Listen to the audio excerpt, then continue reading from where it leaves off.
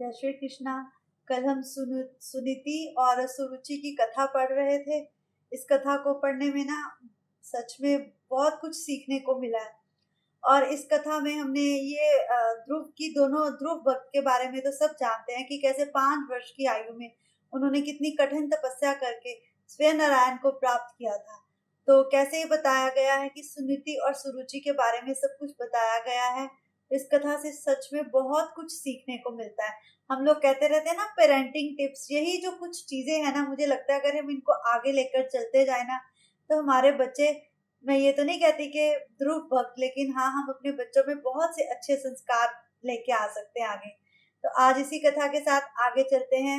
जय श्री कृष्णा।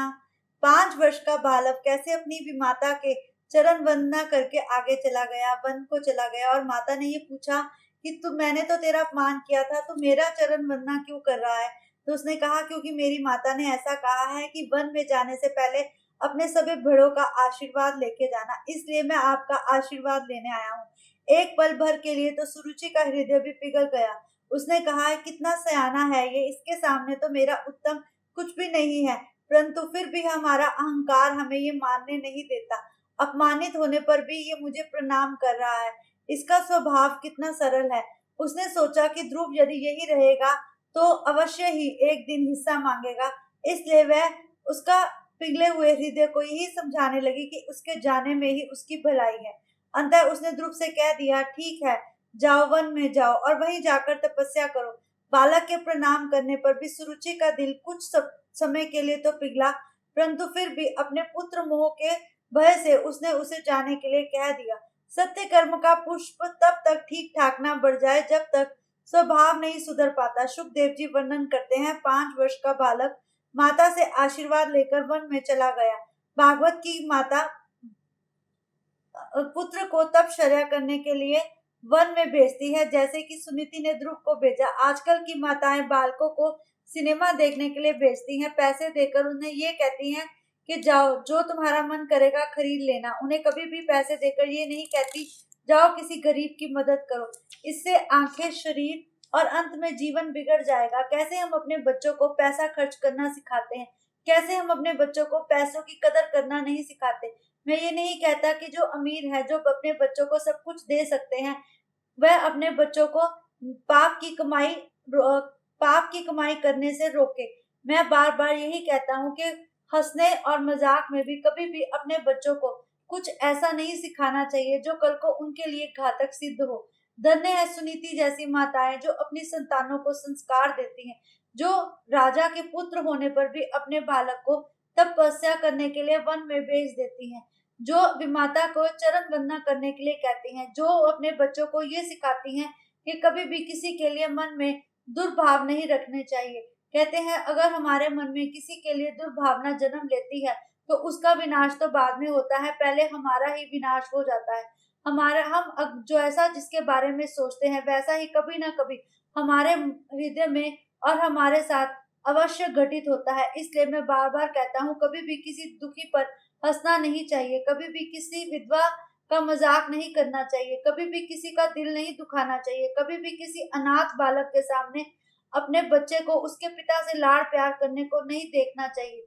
मैं एक बात तो समझाना चाहता हूँ कि कुछ भी ऐसा मत करो जिससे किसी का हृदय घातक हो, क्योंकि घातक हृदय में हमेशा भगवान वास करते हैं। भगवान हमेशा दुखी हृदय को कभी ना कभी सुख अवश्य देते हैं, और जो लोग उनका मजाक करते हैं भगवान उनके पास आकर उन्हें कभी ना कभी पीड़ा अवश्य देते हैं। ये पीड़ा ना तो भगवान देते हैं, ये पीड़ा हमें हमारा कर्म देता है।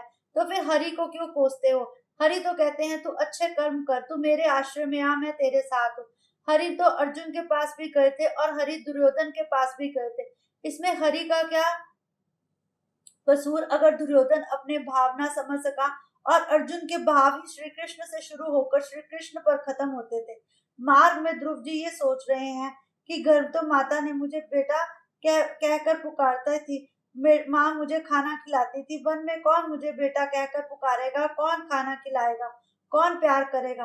परंतु फिर भी उसके माता के शब्द उसके कानों में गूंजते जा रहे थे। कहते हैं जब तुम भगवान से मिलने निकलते हो तो भगवान खुद ही किसी न किसी दूत को तुम्हारे पास अवश्य भेज देते हैं, जो तुम्हें उसके पास जाने का रास्ता अवश्य दिलाता है। ऐसे ही हरि ने नारद जी को उनसे मिलने के लिए भेज दिया। ध्रुव ने सोचा ये कोई संत है।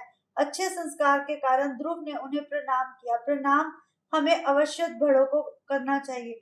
प्रकृति अष्टदा है। अष्टदा प्रकृति स्वरूप परमात्मा से मिल जाने की इच्छा को व्यक्त करना कहते हैं। अधिकारी शिष्य का मार्ग ही गुरु मिल जाते हैं। जो अधिकारी होता है गुरु स्वयं उसके पास चलकर आते हैं। परमात्मा और सदगुरु दोनों व्यापक है, सर्वव्यापी को खोजने की नहीं। बालक की विनम्रता से नारद जी प्रसन्न हुए। उनका संत हृदय द्रवित हो उठा। उस बालक को उन्होंने गोद में उठा लिया, सिर पर हाथ फेरने लगे। महापुरुष का हाथ जब मस्तक पर फिरता है तो मनुष्य के सारे विकार शांत हो जाते हैं। ध्रुव को लगा कि उसकी माता का आशीर्वाद उन्हें मिल गया। वन में उन्हें एक और माता मिल गई। जन्मदाता माता बच्चे का ध्यान तो रखती है, परंतु जो कर्मदाता माता होती है वह सही मायने में अपने बच्चों को बहुत कुछ देती है। इसलिए अगर तुम्हें कभी कर्मदाता माता मिल जाए तो उसका साथ कभी मत छोड़ना। अर्थात जन्म मृत्यु के चक्र से मुक्त कराती है, मोक्ष दिलाती है। इसलिए जो माता तुम्हें कर्म करना सिखाती है ऐसी माता की अवश्य चरण वंदना करना। सही मायने में वही हमारी माता होती है। स्तनपान छुड़ाने वाली माता गुरु ही श्रेष्ठ है। गुरु कहते हैं अगर तुम्हें कभी सच्चा गुरु मिल जाए तो ऐसे गुरु के चरण कभी ना छोड़ना।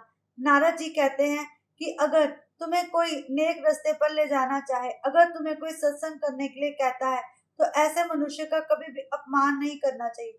अगर तुम्हारे सन्मुख बैठकर कोई ईश्वर की बात करता है तो कभी भी उसकी बात को काटना नहीं चाहिए, क्योंकि कभी कभी ईश्वर चाहते हैं कि तुम्हारे कानों में उन्हीं का नाम पड़े और उन्हीं का स्मरण हो। इसलिए प्रभु की बात को हमें अवश्य मानना चाहिए। ध्रुव नारद जी को देखकर बहुत प्रसन्न होते हैं, परंतु नारद जी उनकी परीक्षा लेना चाहते हैं। सदगुरु परीक्षा लेने के बाद ही शिष्य को अपनाता है, यही सच है। नारद जी ने उनसे कहा, अरे अभी तू बहुत छोटा है, तेरी खेलने कूदने के दिन है, जा तू घर जाके खेल। तू क्यों जंगल जंगल भटक रहा है? मेरा विचार है कि तुझे जंगल नहीं भटकना चाहिए। चल मैं तुझे तेरे घर पर छोड़ देता हूँ। यहाँ तो बड़े बड़े ऋषि मुनि भी तपस्या नहीं कर सके, तू क्या तपस्या करेगा? तू बड़ा होकर आना, तब मैं तुझे मिलूंगा। वृद्धावस्था में तपस्या करनी चाहिए, वृद्धावस्था में राम नाम का जप करना। अभी तू जा, आ मैं तुझे तेरे महल को छोड़ के आता हूँ। बार बार वह उससे ऐसी बातें करने लगे जिससे उसका हृदय पिघल जाए और वह अपने घर वापस चला जाए। परंतु ध्रुव ने कहा, नहीं, मेरी माता ने कहा है जाकर वन में मैं भगवान की तपस्या करूं और मैं वैसा ही करूंगा। मैं कभी भी अपनी माता के शब्दों के विपरीत नहीं चलूंगा। जो व्यक्ति अपना कल्याण चाहता है उसे अपनी बात पर दृढ़ रहना आना चाहिए। जो व्यक्ति दृढ़ नहीं रहते और दूसरों की बातों में आकर भगवान से विमुख हो बैठते हैं, ऐसे व्यक्ति कभी भी भगवान को नहीं पा सकते। भगवान तो पग पग पर परीक्षा लेते हैं। मैं ये नहीं कहता कि भगवान परीक्षा लेते हैं, परीक्षा तो हमारे कर्म लेते हैं। वृंदावन में ये मधुबन है जहाँ ध्रुव जी को नारायण के दर्शन हुए थे। यमुना कृपालु है, यमुना महारानी है। यमुना का तो मैं पार बता ही नहीं सकता। यमुना महारानी की लीला ऐसी है जो स्वयं ठाकुर जी भी अपने मुख से गाते हैं। भागवत में कुछ ऐसे स्थानों का निर्देश है जहाँ परमात्मा अखंड रूप से विराजते हैं। मधुबन में, श्री रंगम में, द्वारका में भी भगवान विराजते हैं। उन्होंने द्वारका त्यागी नहीं, बोडोना की भक्ति अनन्य थी, अतः उनका एक स्वरूप डाकोर आया। गंडक नदी के किनारे पुलक ऋषि के आश्रम में भी उनका अखंड वास है। ऐसे भागवत के 5वें स्कंद में बतलाया गया है। वृंदावन की महिमा तो मैं बार बार गाता रहता हूँ। वृंदावन ऐसा है जिसके नाम से ही श्री कृष्ण की छवि आंखों के आगे आ जाती है। ऐसी ही है हमारी यमुना जी। यमुना जी का नाम लेते भी श्री कृष्ण की छवि हमारी आंखों के आगे आ जाती है। यमुना जी तो हर उस मनुष्य की सिफारिश करती है जो उनके हरि को अपनाता है। अपात्र होने पर भी माता की अगर आराधना की जाए तो माता श्री कृष्ण से हमें मिलवा ही देती है। इसलिए यमुना महारानी का सदैव गुणगान करना चाहिए। यमुना नदी के तट पर स्थित परम पवित्र मधुबन में तू जा, वहाँ श्री हरि का नित्य निवास है। वृंदावन प्रेम भूमि है, वहाँ रहकर भजन कर, तेरा मन बहुत जल्द शुद्ध होगा। वृंदावन दिव्य भूमि है, वहां रहकर प्रभु जल्दी ही प्राप्त होते हैं। ध्रुव ने पूछा, वृंदावन जाकर मैं क्या करूंगा? मुझे आराधना कैसे करनी है?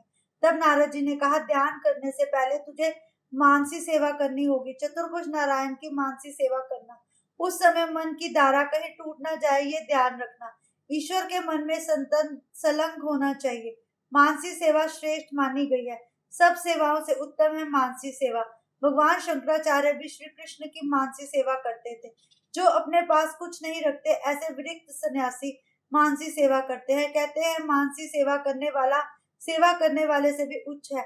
उसका स्थान वैष्णवों में सबसे उच्च है। प्रभु अपने वैष्णवों में मानसी सेवा करने वाले को सर्वप्रथम अपने पास बुलाते हैं। गृहस्थ को चाहिए वह मानसी सेवा करे, और जो कुछ न कर सके वह प्रभु के प्रत्यक्ष दोनों सेवाएं करे। मानसी सेवा सबसे उत्तम बतलाई गई है। प्रातः काल से 4 से 5:30 बजे की किसी भी व्यक्ति को मुख देने बिना सेवा करनी चाहिए। प्रातः काल उठकर ध्यान करना गंगा किनारे बैठे ध्यान से भी उत्तम है। मन में गंगा जी का स्नान करो। अभिषेक के लिए ये सोचो कि मैं प्रभु को गंगा जल से अभिषेक करवा रहा हूँ। ठाकुर जी को आचमन करवाओ। मंगला के बाद माखन मिश्री खिलाओ। भोलेनाथ को कुछ नहीं चाहिए, किंतु कन्हैया सभी कुछ मांगता है। फिर श्री कृष्ण को स्नान करवाओ। शंकर तो शीतल जल से अपनी प्यास बुझा लेता है, परंतु बाल कृष्ण तो दूध भी मांगता है, मिश्री भी मांगता है, माखन भी मांगता है। वह तो मांग मांग कर खाता है। मेरे ठाकुर जी की ऐसी ही लीला है। तो फिर उन्हें सारे भोग धराओ, श्रृंगार करो, फिर उनकी श्रृंगार आरती अपने मन में गाओ, अपने विकृत मन से सुधारो। श्रृंगार में समाधि सा आनंद मिलता है। श्रृंगार कराते कराते ये सोचो कि कैसे प्रभु श्रृंगार करके बहुत सुंदर लगते हैं। फिर प्रभु को तिलक धराओ, कुंडल धराओ, प्रभु को बाजूबंद धराओ, प्रभु को बांसुरी धराओ, आरती उतारो। उस समय तुम्हारा हृदय में सिर्फ प्रभु होने चाहिए। पद्म पुराण में आरती का क्रम बताया गया है। चरण, जंघा, वक्षस्थल, मुख और उसके बाद सर्वांगों की आरती करनी चाहिए। आरती करते समय प्रभु के दर्शन के लिए आत्र बनानी चाहिए। ये बातें उन वैष्णवों के लिए हैं जो प्रभु के सच्चे वैष्णव हैं। हर भक्त शायद ये बातें नहीं समझ सकेगा, परंतु जो सेवा करते हैं वह मेरी बातें अच्छी तरह समझ सकेंगे। इसलिए मैं कहता हूँ कि तुम भगवान की भक्ति करना शुरू करो। भगवान तुम्हारे मार्ग स्वयं ही खोलते जाते हैं। श्री हरि का धीर मन से ध्यान धरो। गिरिराज जी का जाप करो। जब ध्यान सहित होना चाहिए। कुछ लोग ऐसे होते हैं जो जप करते समय भी संसार का चिंतन करते हैं।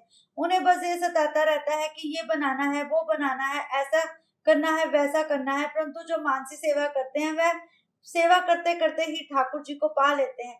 मैं दोनों ही सेवाओं की बहुत प्रशंसा करता हूँ, पर एक बात याद रखना, अगर कोई मानसी सेवा करता है तो उसका अपमान मत करना। मानता हूँ कि असली सेवा बहुत उत्तम होती है, परंतु मानसी सेवा करने वाला भी प्रभु को पा लेता है, क्योंकि सारे सन्यासी मानसी सेवा ही करते हैं। जब करते समय जिस देव का तुम ध्यान कर रहे हो उसकी मूर्ति तुम्हारी आंखों के सामने समक्ष होनी चाहिए। जीभ से भगवान का नाम लिया और भगवान को स्मरण कर दिया जाए। ओम नमो भगवते वासुदेवाय का जाप करना चाहिए। जितना हम इस धुन का जाप करेंगे उतना ही तुम्हारा मन भगवान से मिलता चला जाएगा। यही मंत्र नारद जी ने ध्रुव को दिया। उन्होंने उसे कहा कि ओम नमो भगवते वासुदेवाय, ओम नमो भगवते वासुदेवाय। ऐसा जाप तुम करते जाना, प्रभु स्वयं ही तुमसे आन मिलेंगे। भगवान अवश्य प्रसन्न होंगे। मेरा ये मानना है कि ऐसा करते करते 6 महीने में वह भगवान तुमसे आ मिलेंगे। संचित प्रारब्ध कर्म को जलाने के लिए 3 जन्म लेने पड़ते हैं। गीता जी में भगवान ने कहा है कि कई जन्मों के बाद जीव मुझे प्राप्त करता है, परंतु एक बात याद रखो, अगर किसी जन्म में तुम अपने पिछले जन्मों के लिए बार बार प्रभु से कृपा क्षमा याचना करते हो, अगर तुम दीन दुखी की मदद करते हो, अगर तुम अपने धन का सही उपयोग करते हो, अगर तुम अपने परिवार के लिए नहीं अपितु संसार के लिए जीते हो, तो एक जन्म ही बहुत है भगवान से मिलने के लिए। जिस दिन जागो उसी दिन सवेरा। मैं तो यही मानता हूँ। जब भी इस कथा के कुछ शब्द तुम्हारे कर्णों में पड़ जाए, तब समझ लेना वही क्षण तुम्हारा प्रभु से मिलन का क्षण है। लेकिन लोग ये समझते ही नहीं। भागवत पढ़ते पढ़ते और भागवत सुनाते सुनाते एक बात का अवश्य ध्यान रखना चाहिए, उस समय तुम्हारा हृदय कहीं और नहीं भटकना चाहिए। परंतु भागवत सुनते सुनते मनुष्य का हृदय कई बार बहुत भटकता है। इसलिए मैं बार बार कहता हूँ कि श्रोता ऐसा होना चाहिए जो प्रभु की भक्ति में लीन रहे। श्रोता को अपने वक्ता को अवश्य मान देना चाहिए, और वक्ता भी ऐसा होना चाहिए जो श्रोता को बांध कर रख सके। कुछ वक्ता ऐसे होते हैं जो कि श्रोता को बांध कर रखना नहीं जानते। उन्हें कुछ कुछ समय के बाद भगवान की लीलाओं की चर्चा अवश्य करनी चाहिए। ध्रुव जी ने कई जन्मों तक तपश्चर्या की। पूर्व जन्म में 6 मास में ही उन्हें परमात्मा मिल गए। कहते हैं जब हम पिछले जन्मों में भगवान की बहुत सारी भक्ति की होती है तो कई बार इस जन्म में हमें भगवान कैसे प्राप्त हो जाते हैं ना, हमें पता ही नहीं चलता। हमें नहीं पता कि हमारे कौन से जन्म के कर्म आगे आते हैं। ये ना बड़ा एक अजीब सी बात है। इसे पढ़ते पढ़ते मुझे खुद कई बार लगता है कि कैसे ये पुराने जन्मों के कर्म, कैसे कहते हैं कि पुराने जन्मों के कर्म से हमें दुख मिलता है। कोई सगा संबंधी, कोई मित्र, कुछ ना कुछ, कभी कल औलाद के रूप में, उन्होंने औलाद के बारे में तो बहुत सी ऐसी बातें की है कि कैसे हमें अगर अच्छी संतान मिली है या बुरी संतान मिली है तो कैसे हमारे कर्मों का फल है। फिर वृद्धावस्था के बारे में उन्होंने बहुत कुछ बताया है कि वहां पहुंचते पहुंचते हम कुछ नहीं कर सकते, इसलिए हमें जो भी करना है वे अपने यौवन काल से ही शुरू करना है। बस अब ये कथा को हम कल, आज यही विश्राम देते हैं और कल फिर आगे करेंगे। जय श्री कृष्णा।